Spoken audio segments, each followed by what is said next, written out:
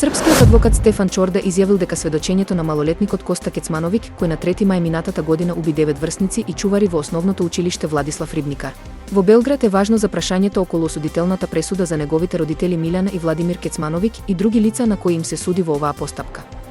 Тој за државната агенција Тањук изјавил дека од сведочењето на момчето се слушнале причините зошто извршил масовно убиство и додаде дека тие причини директно ги зголемуваат шансите за осудителна пресуда, што, според него, постои можност да се случи по сведочењето на момчето.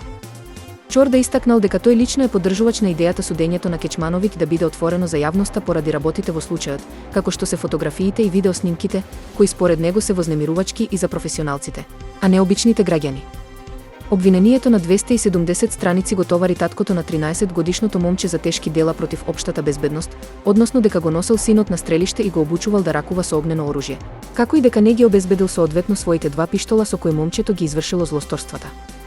Мајката, чија ДНК беше пронајдена на чаура, е обвинета за недозволено изработување и држење оружје и експлозивни материјали. Обвинителството за нив бара казна затвор од 12, односно 2,5 години. Со обвинението се опфатени уште двајца, председателот и инструкторот на стрелачкиот клуб, каде тренирало детето.